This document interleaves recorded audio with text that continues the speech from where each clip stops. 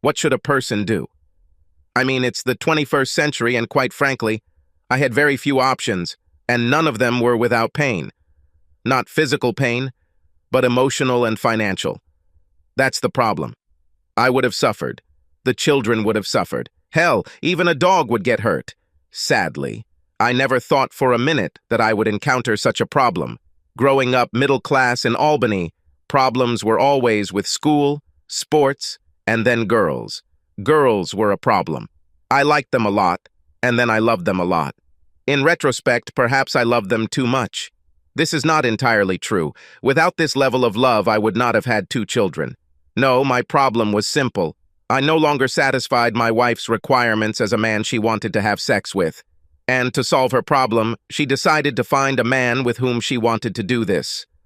It turns out that I was still quite eligible to continue working and supporting everyone, but sex with Kathleen was essentially off the table. Oh, she suggested a quickie for my birthday, but her heart wasn't in it, and it was noticeable. I started to refuse her occasional offers to have sex, but she just shrugged her shoulders and said, "Okay, your problem," and fell asleep. Strangely, for a while I still slept in the same bed as her. It was more for show in front of the children. I stuck to my side of the bed and she stuck to hers. The middle was a no-man's land where none of us dared to tread. I'm probably used to it. Over time, I realized that Kat was spending more and more time with her boyfriend. She came home late a couple of nights a week, and then one Friday morning she announced that she was going away for the weekend. I asked her where she was going and with whom. Her answer was that I didn't need to know.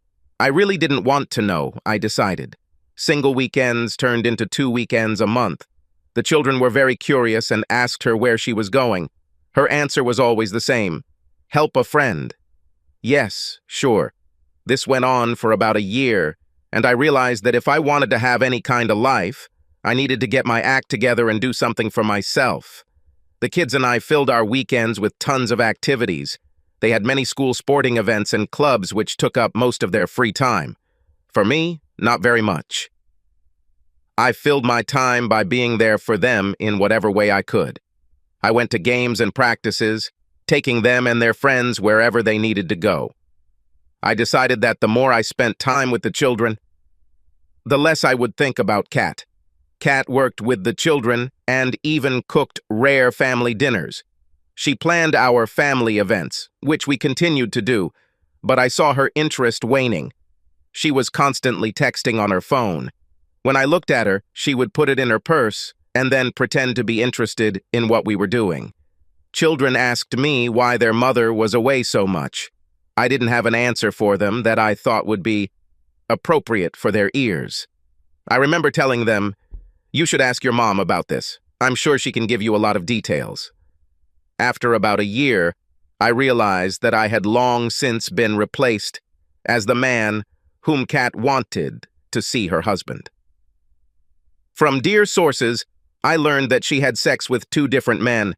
One was about 10 years younger than her, working as a paralegal at a firm, and he was completely engrossed in the brutal beatings that she enjoyed so much. The other lover, her main lover, was actually another lawyer from the firm where she worked. He is several years older, married, with a wife and 2 children. He is the senior partner. Kat seems to love shopping where she works. A person can only take so much. I talked to the children. They felt that not everything is perfect in our world. They almost lost track of the time their mother was or wasn't around. They simply stopped counting and caring. The time the 3 of us spent together was remarkable, as they often told classic daddy stories about our hikes and travels when Kat wasn't involved.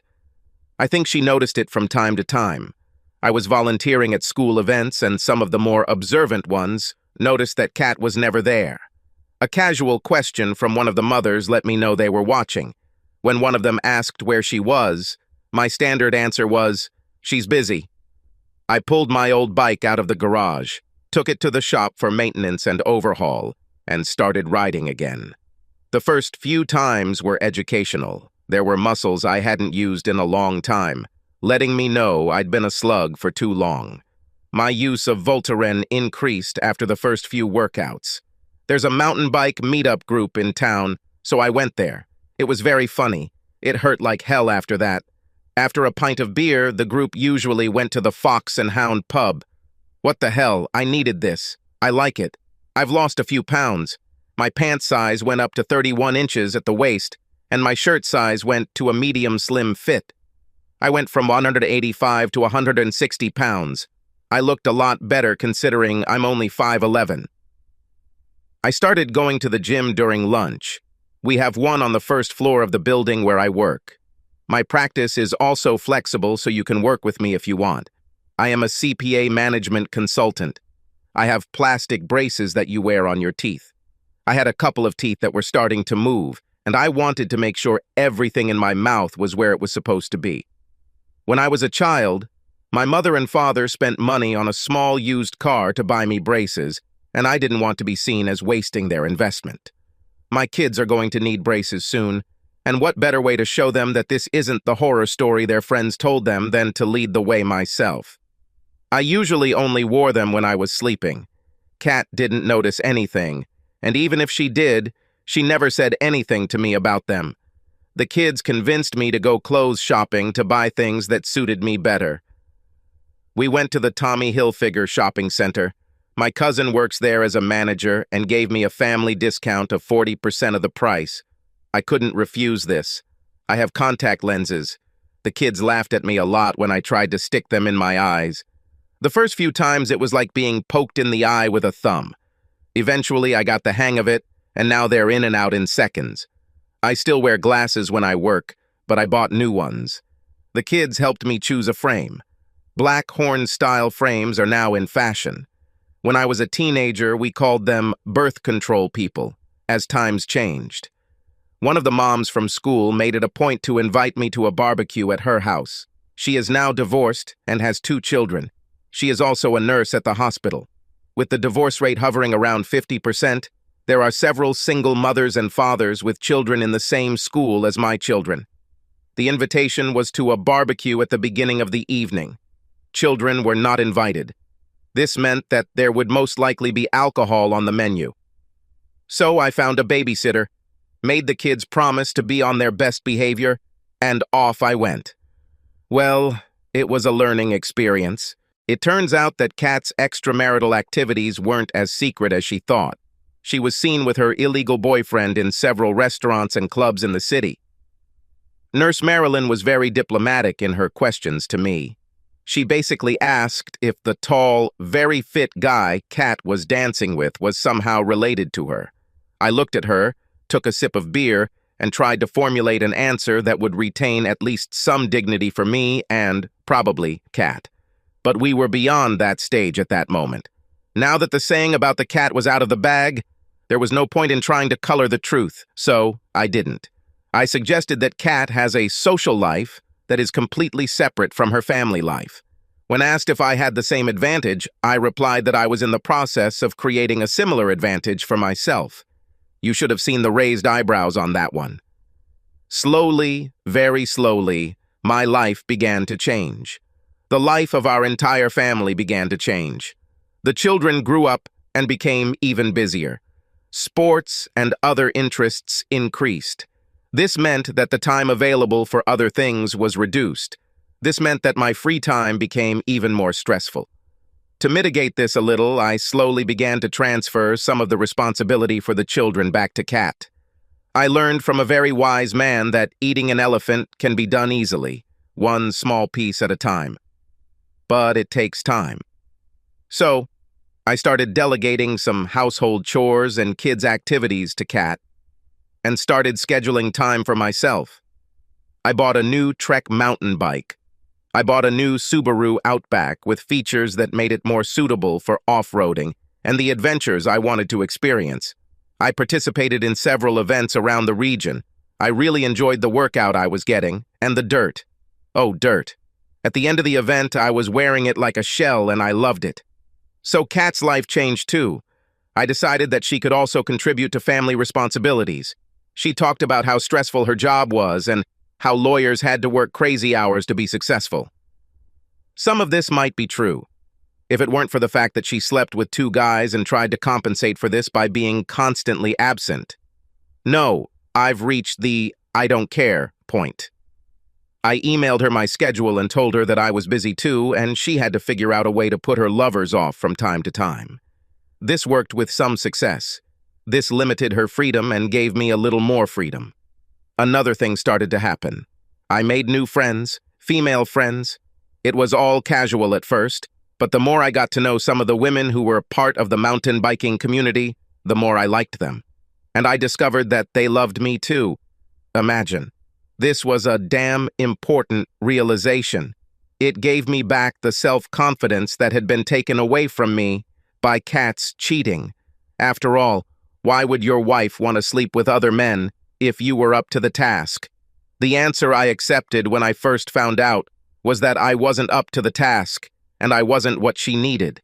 But now I was asking myself if Kat was really the one I wanted. My children are smart, just like their father. They realized that their mother was increasingly absent from their lives until they began to stop asking where she was. Then, as I started going out more and more to do my own things, the children reported that their mother was sending them to their mother's friends. I often came home to find a note on the kitchen table saying that the kids were in another house with their friends and that Kat would be back the next day. What the hell is this? I knew things had to change, and that Kat was fast approaching her sell-by date. I went to the family lawyer. It was all very informative. New York state law was primarily concerned with the welfare of the children who are part of any marriage. Mothers usually get custody of children unless they are found unfit to care for children. But I knew that this argument would not make any difference, especially after I told the lawyer that my wife is also a lawyer and mentioned her name. No, my lawyer immediately suggested that I had little chance of getting full custody of the children. At the end of the discussions, I asked her to prepare a lawsuit for divorce. I'll tell her when and where to apply. I am going home. My thoughts kept going back and forth with the question of how long this situation will continue. My lawyer suggested that if I waited a little longer and Kat became more distant from the family, she might agree to better terms for the divorce. It did mean that Kat would be so tired of being married and having kids that she might be very open to the idea of leaving me and the kids for her freedom. There was some grain of truth in this.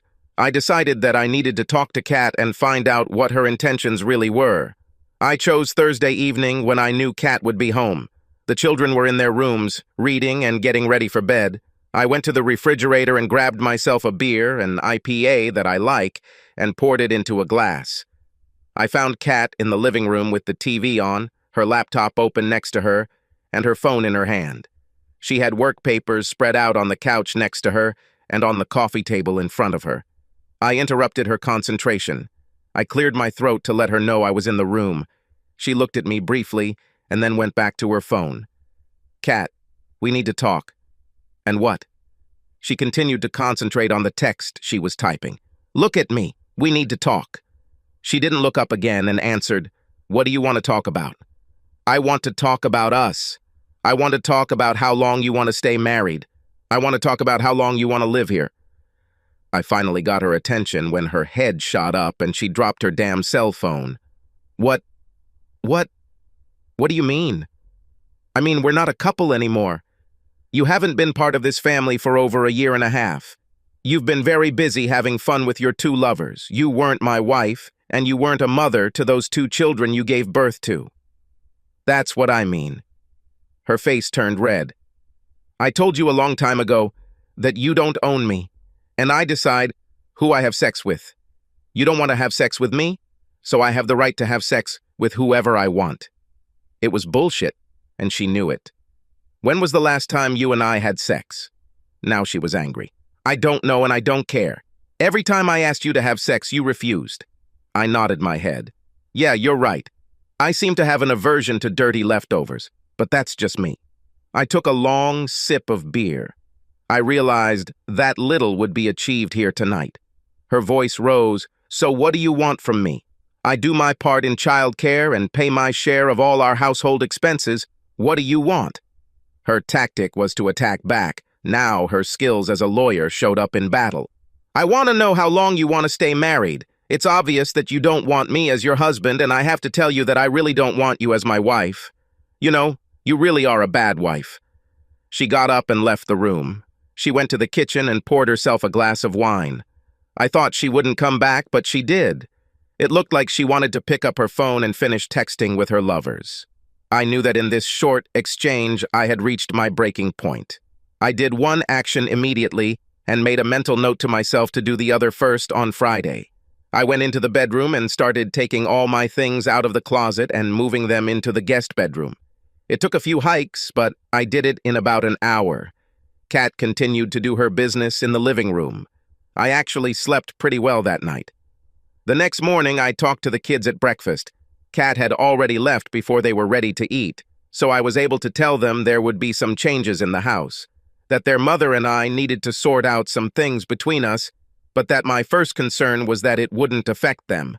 They looked at me, eating their cereal and toast, and nodded.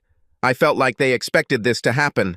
I called my lawyer as soon as I arrived at my office and told her that she could continue with the paperwork and file for divorce against my wife. I wanted her to be notified at her job. I believed that this was a crime scene, so to speak, and that it would be best if she, and perhaps even her lovers, understood that there were consequences associated with their decisions and actions. Kathleen.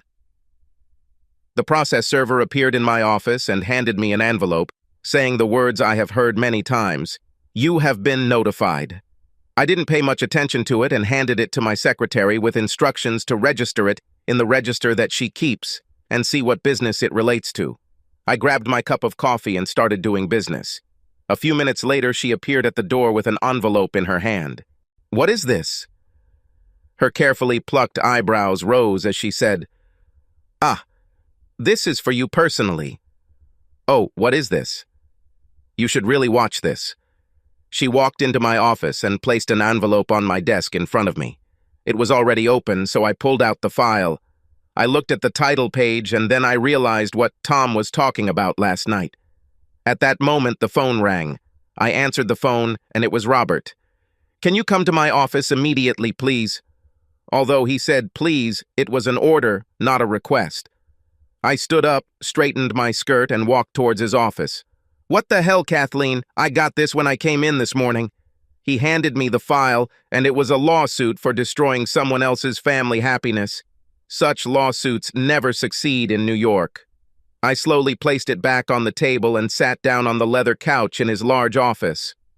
I just got a divorce notice. Tom wants me to leave." "What are his conditions?" "I don't know. I haven't looked yet. I'm not going to use anyone from the firm as my representative. I'll probably represent myself. I don't want rumors to get around." "Anyway, you're right. Because if Judy finds out what you and I have been doing, she'll make a fuss and it'll cost me more than I want to pay." Robert has teenage children, a large house with a large mortgage, and a lifestyle to match. He and his wife, Judy, are well off, but a divorce for them would hurt him financially, but more importantly, his reputation here at the firm and in the wider community. What do I even think about Robert? My own hurricane is gaining strength, and I need to get ahead of it as quickly as possible. Oh, damn. My stomach doesn't feel good. I ran to the toilet at the side of the office and only made it to the toilet before the contents of my stomach burst out. I grabbed a bottle of water, closed my office door, and started looking through the documentation. The lawyer in me came out, and I jotted down a few notes on a yellow legal pad. Tom went all in. He cited treason as the basis. He provided the names and addresses of both Robert and James. He claimed that I had been in a sexual relationship with them for approximately 2 years. He stated that he wanted full custody of the children, citing the fact that I was often absent from our family and home, and thus he was the best parent to have custody. My suitability to be a guardian was challenged. Attached was a document listing all the times during the past year that I had spent time with Robert and James. Crap. Tom wanted a house, half of our savings, and wanted me to pay child support until they graduated from university. This will last for years. The most striking thing about this was that it would be the subject of the family judge's grievance. Tom wanted a medical examination for the full range of sexually transmitted diseases and wanted the names of all the sexual partners I had had since we got married. Crap! The judge will be sympathetic to this on medical grounds. This in itself will be difficult to get around. Tom wanted me evicted from the house, claiming that I was no longer a good example for the children. Basically, he called me a frivolous woman. Neither Robert nor James ever came to my house. I've been keeping an eye on this. I tried to call Tom, but his cell phone went straight to voicemail. I left an angry message, which in retrospect probably wasn't a good idea. I left a few more messages asking him to reconsider the situation, and maybe we could try to work out things. I thought about driving to his office, but decided that I probably wouldn't get past the reception desk. However, I needed to act quickly. I got into the car and drove there. I managed to get past the receptionist, just walking in as if I belonged there. She didn't even look up. Tom was not in the office. I waited for about an hour, but he never showed up. I left knowing I had things to do. Now I was in urgent action mode. When I returned to my office, the hurricane had gained momentum. Another server process with an envelope was waiting for me there. It was a temporary restraining order that prohibited me from living in my home for the next 30 days or until a formal hearing could be held to iron out certain details. I was allowed to come home to collect necessary personal items, clothing, and effects, as well as any work documents, computers, or work-related equipment. I had to call the court clerk to set up a time, but it couldn't be until tomorrow. Tom's lawyer beat me to it, and I was already struggling against the current. I sent Kat a text to tell her that I would pack her bag for her and take her to her office. I asked her to send me a list of what she wanted. Either that, or she could come home and have my lawyer oversee her fees. I had been home all day, but received a call from my boss who told me that Kat had been sitting in my office for over an hour waiting for me to return. He kept everyone away from her. I thanked him. Kat arrived home late in the afternoon when she knew the children would be returning from school. I looked at her. You know the restraining order means you shouldn't be here. Why are you doing something like that? It's unnecessary and really funny. Are you trying to stop me from seeing my kids? Why are you doing this? Oh, come on. Now you're a worried parent yearning to be with your kids? What about all the weekends you spent with your lovers? All the weekdays you missed the evening routine? All the kids' activities you couldn't find time to attend? Come. You took every opportunity to spend time with your lovers instead of your kids or me. Now you come home to tell me I'm ridiculous?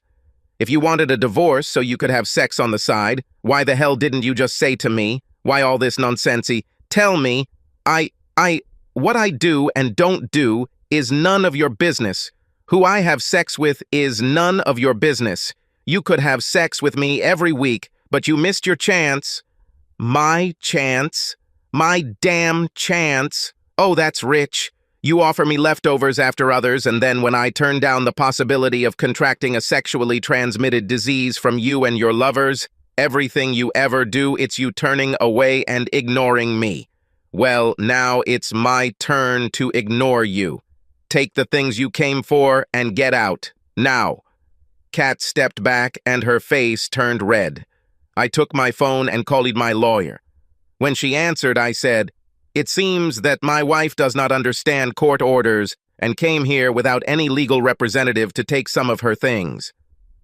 She said to take a picture of her if I could, and that she would call the police and invite them to the house." Kat slowly gathered her things, and sure enough, 2 policewomen arrived. I explained the situation and showed a copy of the court order. After some discussion, I pointed them to the bedroom. They walked up the stairs, and after some loud discussion, they escorted Kat down to the kitchen. To say she was furious was an understatement. She exploded at the police. The senior police officer told her to calm down, or they would handcuff her and take her to the station. One of the policemen looked at me and asked if I wanted to file charges against her. I inhaled, then exhaled, and told her no. I decided that the point had been made enough for her to understand that I had been angry with her for the last year and a half, and that we had reached a breaking point. The senior police officer escorted her back upstairs. Kat packed her suitcase, grabbed some work items from the office, and then headed out to her car. I went back inside, closed the door, and called my lawyer to tell him what happened. I had several photos of Kat with the police. A few days later, my lawyer called to say that Kat's lawyer had called and asked for a meeting. The 4 of us will sit down and calmly discuss everything. and everything will be resolved. So I agreed that meeting in person could speed up the process. She'll be in my lawyer's conference room in 2 days. At home, the children were very interested in where their mother was. Being away for such a time was new to them. Obviously, she had been away before, but she always gave the children some kind of fiction about what she was doing and where she was going. When I heard her tell them, I might fake cough or laugh. She looked at me from under her brow and made a contemptuous grimace.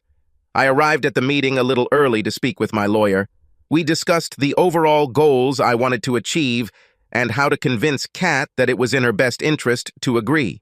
What Kat's lawyer didn't say up front was that their plan was to argue that things had gotten out of control, that Kat deeply regrets all the pain she unknowingly caused me, and that our marriage has been invaluable to her, and that we will resolve all issues and issues through marriage counseling, and that she should return home immediately to be with me and the children, as it were. While Kat and her lawyer were talking about the importance of marriage for the family unit, and how children do best in a 2-parent family rather than in a single family, that kind of nonsense. It was nonsense. We all knew this, and I gave her my incredulous look. My lawyer countered with a question. Have you received your STD test results yet? Kat and her lawyer looked at each other, and then at me, and responded with a question. Why do you need medical testing? I snorted at that and replied to her lawyer, because I want to make sure she didn't give me some weird and deadly damn disease. Are you sure Robert and James didn't make love with other people? If you're sure, let's ask. Their heads whipped around, they stood up, and now Kat and her lawyer were yelling at me. I ignored them and sat with my arms crossed. Finally, they sat down and calmed down. Her lawyer suggested, there is no need to involve anyone else in this personal matter. We will conduct STD testing next week and report any relevant results. I quickly added, looking Kat in the face, I want the results in writing, no matter what they are. I don't trust you right now, as you can probably guess. Divorce will be long and painful. I knew that Kat didn't want to involve her lovers in our affairs, especially Robert, who had the most to lose, and I knew that if we subpoenaed him to tell the family judge how long he had been having sex with a subordinate at the law firm, it would reflect badly on him. His career will suffer, and his wife might be a little annoyed. It will cost him dearly. James was a different story. To buy his silence, he could be threatened with dismissal or rewarded with promotions and money. He was not married or living with anyone, but my detective learned that he enjoyed the company of both women and men in his bed. This in itself would really disrupt the order of the law firm. The scandal is bad for business. Kat had a lot to lose. The weeks stretched into months, and there were court hearings to overturn the previous court order banning Kat from the house. She managed to cancel it and solemnly returned home to find that neither the children nor I were at home. We went to Disneyland in Florida. My mobile phone rang. Calls and text messages from Kat were numerous. "Where are you?" was the main topic of the messages. After a good amount of time, I replied that the kids and I were very busy having fun. At this point, I turned off my phone, and it remained off for the rest of my time in Florida. On the plane ride back home, I knew I was in for the difficult task of managing the house and, well, everything else. When we landed in Albany, I took a moment to call my lawyer. She advised me not to do anything that would make the situation worse and to talk to Kat as little as possible. My lawyer worked at a feverish pace to get the order restraining Kat from going near the house. She acknowledged that it may take some time. I decided that my life would be hell for the next few weeks, and so it happened. Kat was delighted to see the children and hugged them long after we pulled up to the house. The children had to make an effort to free themselves from her iron embrace and slip away to their rooms. I busied myself collecting the kids and my own dirty laundry, then loaded it into the washing machine.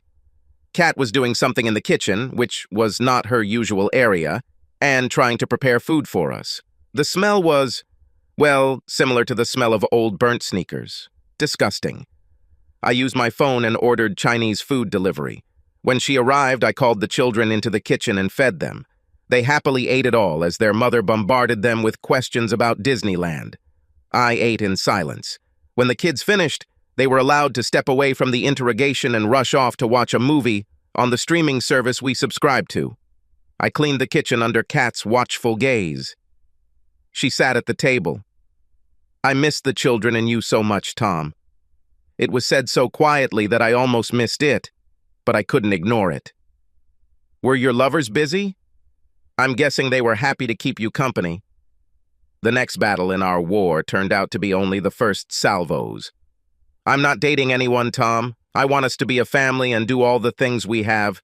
I know you don't believe it, but I love you very much." I interrupted her. "Just not enough to keep your legs together in front of other men." Kat ignored my comment. "I've made an appointment for us to see a marriage counselor. We need to figure out what's important and focus on those things. And she continued to talk for what seemed like forever. I left the kitchen, and she followed me into the bedroom, continuing to talk the whole time. I closed the door in front of her. I noticed that she had unpacked and planned to sleep in the master bedroom. I shook my head, realizing that I had a lot of work ahead of me. I gathered a handful of her things and went to the door, opened it, and threw them into the hallway. Some of them fell on her. This temporarily interrupted her monologue. I closed the door. She opened the door, carrying her things back inside. And that's how it started. Or continued. Crap. So the next few weeks were fun.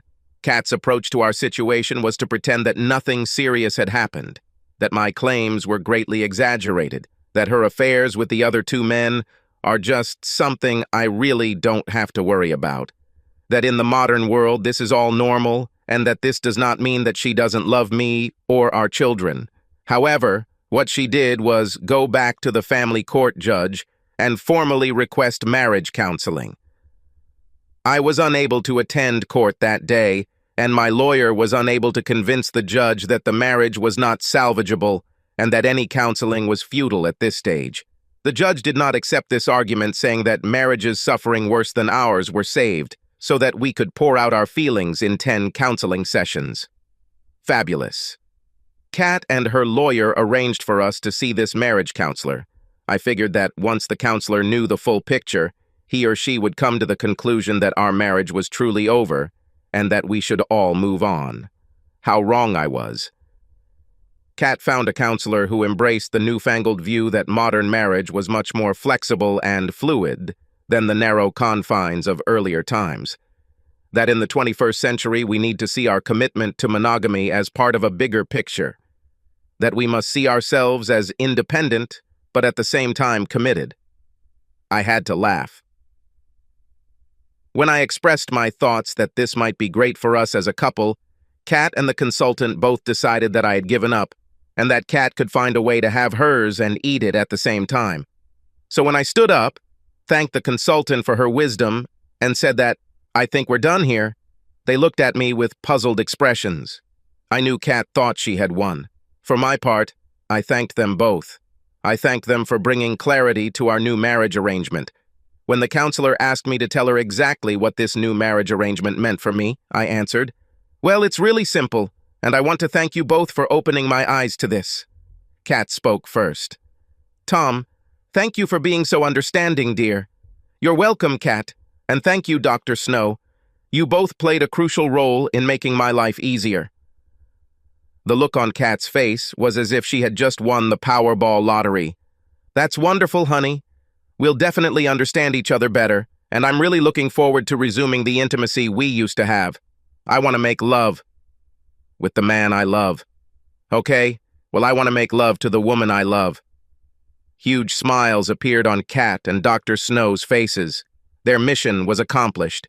In their opinion, I agreed to accept what they expected of me. Yes, sure. Unfortunately, Dr. Snow wanted me to come back and talk to her one-on-one. While Kat celebrated her victory, the marriage-saving doctor wasn't so sure. I agreed to return and promised to set up a time with her receptionist, who was guarding the door. When we left the marriage counselor's office, we went home. Kat was very affectionate in the car. In the car, she wanted to hold my hand. Her look spoke volumes. When we got home, I went to the home office to send some emails and update information with my lawyer. After dinner, Kat started getting the kids ready for bed, and I went into my bedroom to change. When I came out, Kat saw that I was going out somewhere. "Where are you going, Tom?" I looked at her. "Oh, it's my meeting night at the cycling club. I'll probably be back late, so don't wait for me. Bye." I walked out the door and left before Kat could say anything. The club planned a 30-mile ride that night and an hour of socializing afterward. I planned to enjoy both. I got pretty muddy during the trip and enjoyed a pint of Guinness in the pub afterwards. 2 single women club members who knew I was divorced and getting a divorce, so I felt free to talk to them. Both ladies were wonderful to talk to, so much so that I asked one of them out on a Saturday night 3 days later. I returned home a little after midnight, and Kat was already asleep.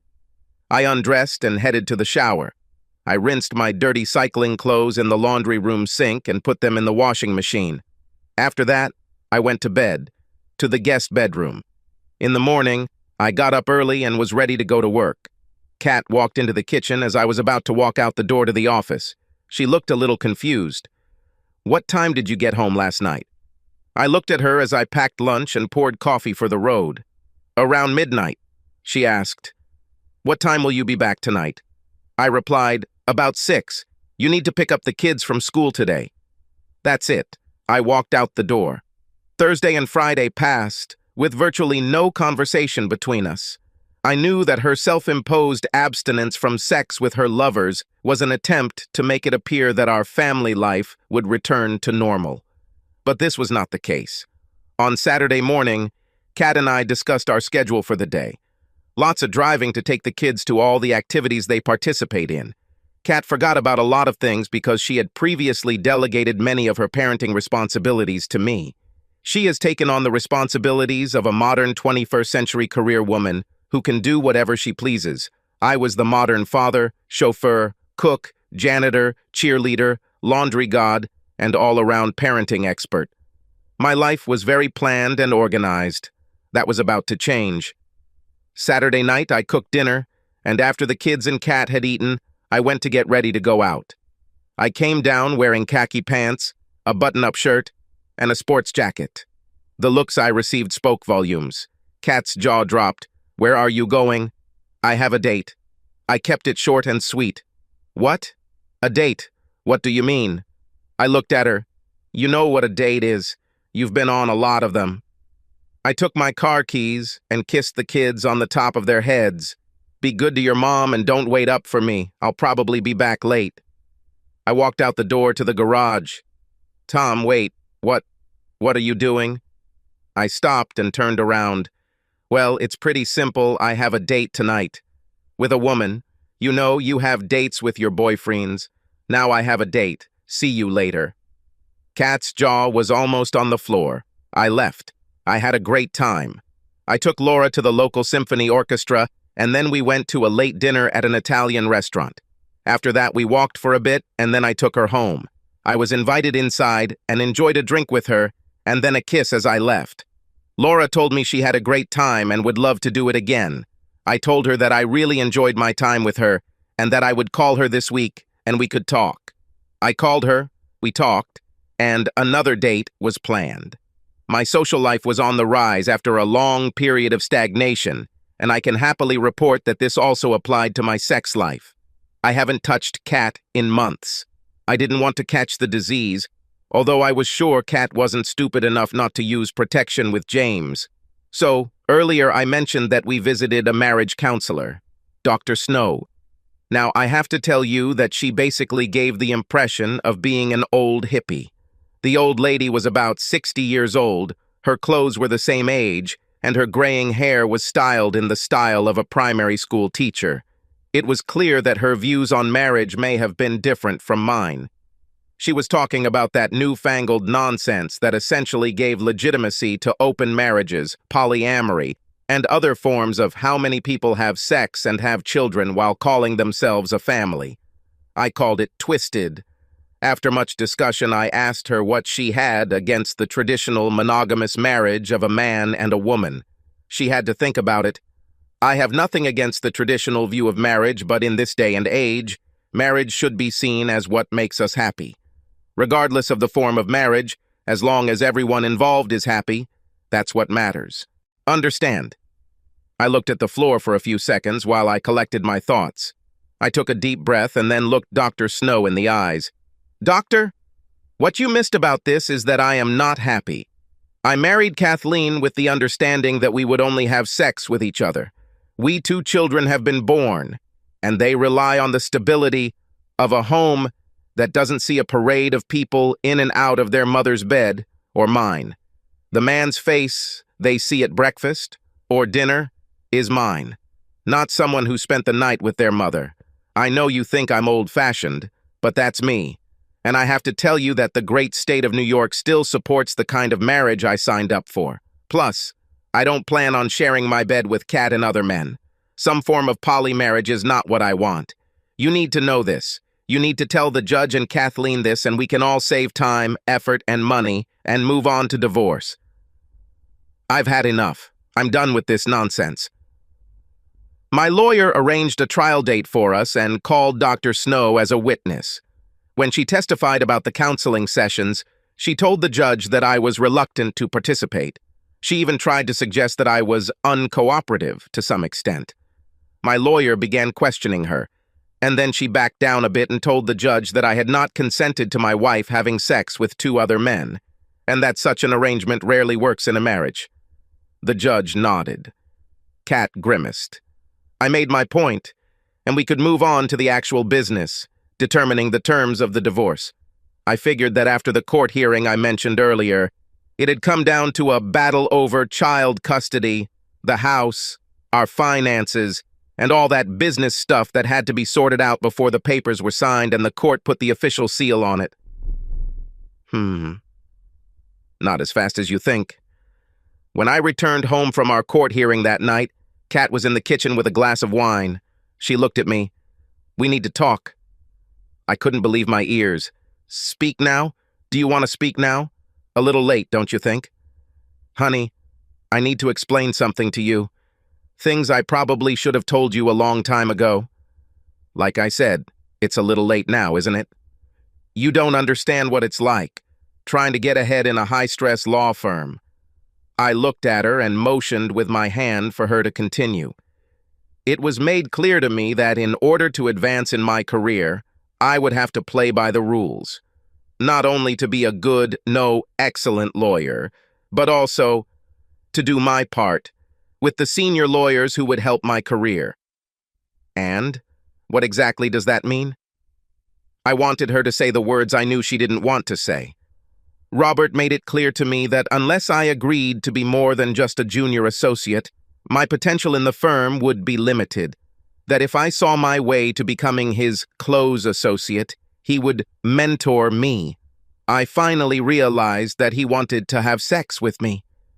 She took a long sip of her wine and continued, I know that I am an attractive woman, and I knew that he finds me very attractive.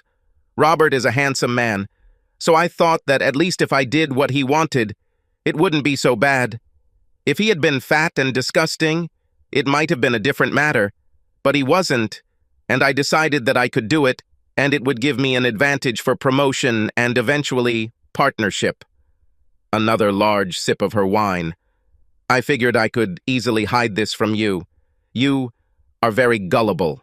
Obviously, I'm too gullible, I said sadly. How long have you been having sex with Robert? Kat stared at the floor and said words very quietly that left me shocked and completely broken. I started having sex with Robert about a year after Beth was born. Beth is our eldest daughter. Janie is our youngest. I did the calculations. Kat had sex with Robert for about 8 years. Crap. I had to sit up to avoid falling. I left my home and had no idea what to do.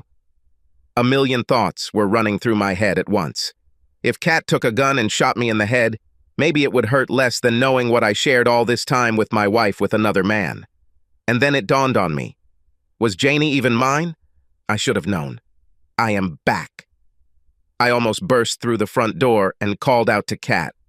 Kathleen, where are you? I heard, Here, leave the bedroom. I almost ran to the bedroom door. I almost shouted to her, Is Janie mine? What? Janie. Am I her father? Don't make me laugh. Of course you are her father. You sure? You had sex with Robert when Janie got pregnant. Crap. There was dead silence. For an intelligent woman, she could be incredibly stupid at times. I turned and left the room. I went to the kitchen and drank some water. I heard Kat coming down the stairs. She came into the kitchen and looked at me. She didn't say anything. The next day I went online and looked for a lab that did DNA testing. There are several of them in the region. A quick guide to DNA. Testing in New York State.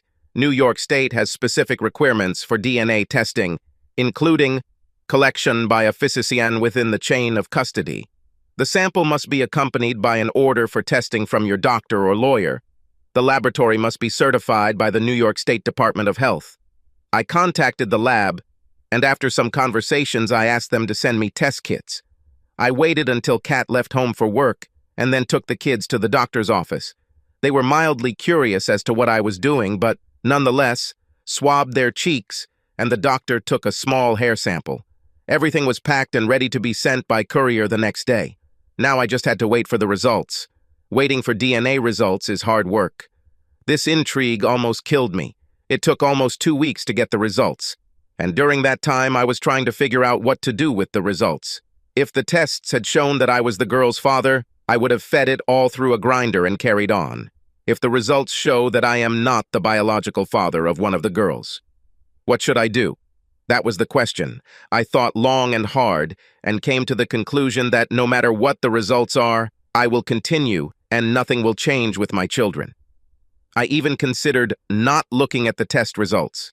It was actually a winning decision, and so I decided to put the tests in a safe in my office and only take them out if I had no other choice. But then I didn't know what it would be. Damn, why did Kat have to have sex? No job or career was worth destroying your family. At least, not for me. The next time I talked to my wife, I asked her if she was making any plans for the time after our divorce was final. The fight continued. The heel dragging continued. Honey, I don't want a divorce. You and I and the girls are family. We need to be with each other. I love you, Tom. What I did to Robert took nothing away from you. Hell, even when I was with James, all he got was crumbs from your table. I couldn't believe the nonsense she was saying. My table. My damn table. What about my bed? Have you ever thought about this? Have you ever thought about me or your daughters when you were sleeping with these two men? Yes.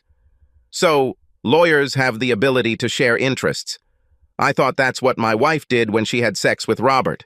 For her, it was a different planet that she was on.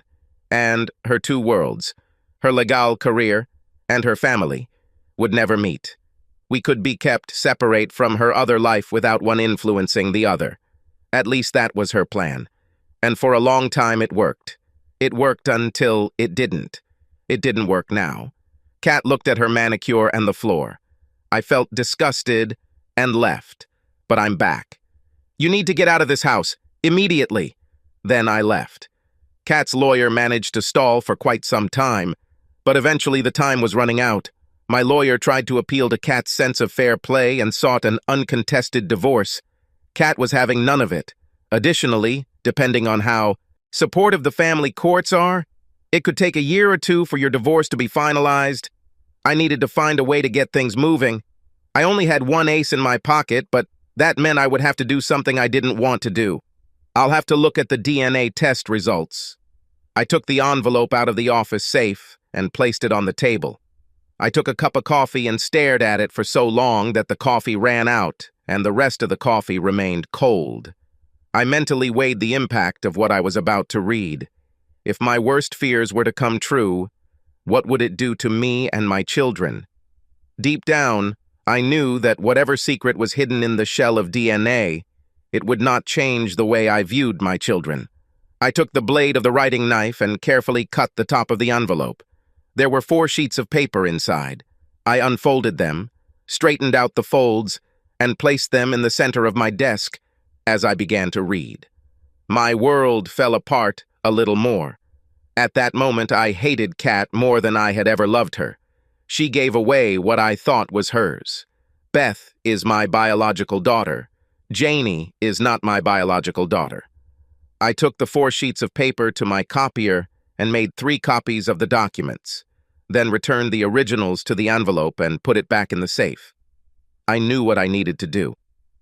I called Robert's office and spoke with his secretary to set up an appointment. She didn't know who I was and made an appointment for me a week later. I put a copy of the DNA results in an envelope and couriered them to my lawyer. She will add them to the file and can use them in court at the appropriate time. The next week, I avoided Kat like the plague. I did everything I always did with the kids, but if Kat tried to join us, I would make an excuse as to why I couldn't go and leave her to deal with the girls on her own. The day of my meeting with Robert arrived, and I went to his office, hoping that I would not accidentally see my wife there. I was waiting in the waiting room, ready for my plan. Finally, his secretary looked at me and said that he was ready to see me. When I entered and he saw me, he turned a little pale, but tried to hide it with a greeting and offered to shake my hand. I didn't accept his hand, but I made sure the door was closed. "Well, Tom, what brings you here? Let me call Kathleen and see if she can join us." I raised my hand to let him know not to worry. "I came to talk to you, Robert, and this is not a social visit. I think we won't involve my wife today." Well, Tom, what did you want to talk about?" I took the envelope out of my jacket pocket and placed it on his desk. He looked at it as if it was about to explode. What is this?" "This is what I want to share with you. See, I have a problem, and that problem is the wife you've been having sex with for the last 8 years. That problem is a daughter who is not my biological one. That problem is the divorce that this issue is the conversation I will have with your wife, unless you convince Kathleen that it is in her best interest to agree to a divorce. This issue is the public disclosure that you have had sex with a subordinate over an extended period of time. This issue is, the problem is what your corporate clients will think about the ethics, or lack thereof, of this firm. That's my problem, and now it's your problem." Robert blushed and wanted to jump over his mahogany table and strangle me with his bare hands. I turned and headed towards the door. "You have 24 hours to get her to sign the divorce agreement, or my next visit will be at your house and we will talk to your wife. Deal with it yourself." I walked away and got out of there as quickly as possible in case he had a gun on the desk. That night, when Kat returned home, she stormed in furious. "Why the hell did you go to Robert's office?"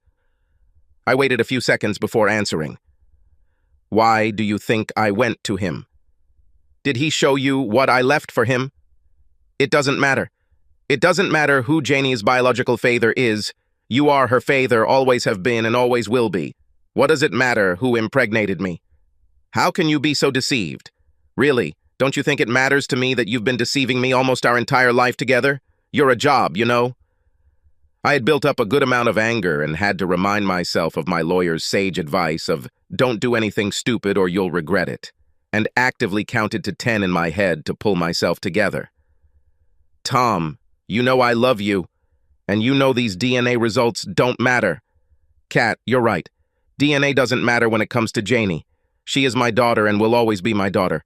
I will fight for her just as much as I did for Beth. You can be sure of that." I tried to go to the kitchen to pour myself a beer and relax. I managed to pour myself a favorite IPA and went to the family room. Kat followed closely behind me. "Why did you try to threaten Robert by telling his wife about those DNA results? Nothing will come of it. Robert is working to get a restraining order against you coming near his home or family and to stop him from disclosing the DNA. Is it true? Honey, we need to forget all this divorce nonsense and get back to married life. I'm going to cook dinner. Why don't you help me?" With these words, she turned and went to the kitchen. I could hear pots and pans, banging, and general kitchen noises. As if cooking would solve all her problems and make me forget how much of a cheat she had been for most of our marriage. I sent a quick message to my lawyer to notify her that Robert was trying to get ahead of me, to stop me from communicating with his wife and telling her what a creep he was. What Kat and Robert forgot is that I know how to use a phone, and getting a phone number isn't that hard. His wife worked with several charity committees, so it was relatively easy to see and talk to her. And that's what I did. Thus, the rich live by their own rules, which are different from the rules and norms that everyone else lives by. I always knew this, but my conversation with Mrs. Robert confirmed it to me once again. Money does buy privileges. A lot of money buys rights. When I introduced myself to her, she quickly admitted that she knew who I was and guessed what I wanted to talk to her about. I was so shocked by this that I had to focus on what I wanted to tell her. She seemed to know about all of her husband's sexual affairs and was aware that he and my wife, Kathleen, had been secret lovers for some time. When I pulled out the DNA test results showing that I was not the father of one of my daughters, she quickly scanned the documents and returned them to me with the question, "What do you want, Thomas?" It was really very simple. I looked her straight in the eyes and said, "Do you have influence over your husband to get him to convince Kathleen to agree to the divorce I asked for? Why do you want to divorce her? She's such a bad wife that you want to get rid of her? I am very surprised that you asked this question. Isn't a long-term relationship and pregnancy with another man, hidden from her husband, enough to deserve a divorce? Divorce is overused. How long did you know about her relationship with Robert? A few months now. Was she otherwise a good wife and a good mother? I started to realize where this conversation was going, and I didn't like it. In my opinion, she was a terrible wife, and her deception was intentional. That says a lot. How can I trust her to have the best interests of our children and our marriage in mind when she slept with other men, got pregnant by your husband, and thought that what I don't know doesn't bother me? Well, I know, and it bothers me. Then she told her little secret. I have known about Robert's womanizing ways for a very long time. His relationship with Kathleen was not the first, and it would not be the last. When his affairs were revealed to me, I decided that I liked my life, and I was not going to do anything about it. You see, when I found out that Robert was having an affair, I decided that I would pursue my own extramarital activities. And I love it. I don't plan on stopping them anytime soon. Oh my God. This is the same Lear as my wonderful Lear wife. Look, I don't care what you do, but when your husband interferes in my life, it really hurts me. Please tell him that it is in his best interest, and now yours, to convince him to convince Kathleen to stop opposing the divorce, to sign documents and they can continue to have sex whenever and wherever they want. Just do it. What do you mean, in my best interests? In case you haven't noticed, you enjoy a high social position in the community. A sex scandal involving your husband is not going to be good for your social calendar. You'll deal with it. I turned and left, feeling dirty after this meeting. A few days later, when I was at home with the children, we were playing in the hallway. Kat drove up and got out of the car. She looked like she was ready to explode. After dinner, when the girls had finished their homework, Kat really wanted to talk. It appears Robert and his wife had a frank conversation about the implications for their lives of the revelation of his affair with Kathleen, not only for their social circle, but also for what it would mean for the firm and their many very conservative corporate clients. A good old-fashioned sex scandal is very bad for business. Thus, Robert realized that it was not good for his comfortable existence for it to be revealed what kind of mischief he got up to during his workday, and it would also not affect his wife well. Consequently, he and Kat had a cordial conversation, and he encouraged Kat to find a quiet solution to our divorce disagreement. Failure to do so will not help Kat in her progress toward full partnership in the firm. It was all so simple. Get a divorce if you want to stay at work. Imagine. I told her I'd talk after I put the girls to bed. In the meantime, I went to my briefcase and took out the petition for dissolution of marriage and double-checked that it contained all the important points that I wanted. I threw it in front of Kat and left her alone. When I came down after putting the girls to bed, Kat was sitting in the family room with a glass of her favorite wine. The document lay on the table, and on top lay a pen. I'm going to miss this home. 6 months later, the house was sold and the final financial arrangements were settled. The girls and I moved into a slightly smaller house, but it had a detached garage with a loft and a small in-ground pool in the backyard. It wasn't as impressive as the previous house, but it was everything we needed. Girls could stay in the same school. The dog liked it too. Kat's priorities were her career and the power and prestige that comes with working for the best firm in the region. She thought she wanted a family, but at the end of the day, We weren't part of her success equation. I got full custody of the girls, but Kat could see them at any time. This usually meant random Saturdays or Sundays. She intended to be a present mother, but soon became absent. She sent a gift for Beth's birthday. She didn't come to the party. You want to hear that? I found a sex bomb, a lingerie model, and I had hot sex with her. No. My social life slowly recovered to the point where I began dating that same lovely woman I told you about earlier, Laura. We became increasingly serious with each other. Whatever that means. We both had fun. Divorce could have been avoided if I had turned a blind eye to Kat's extramarital affairs. I could continue to have sex with her a couple times a week, and probably be relatively happy if I was that kind of person. But I'm not like that. I'm far from perfect, but I have some standards. And when it comes to children, my standards are much higher. Their needs come first. I have a responsibility to protect my children, and that means raising them in a stable home. It's pretty simple, at least for me. So, when the dust settled, I appreciated my new life and moved on. I told you about Laura earlier. She is a very nice woman, about 30 years old, beautiful, athletic, and has a great sense of humor. And my kids like her, and she likes them. Even the dog likes her. What more could a man want? You tell me. Subscribe to our channel so that your second chaff doesn't cheat on you, and go ahead and listen to the next story, because this story is nothing compared to the next one. If you're under 18, don't even think about listening to the next one.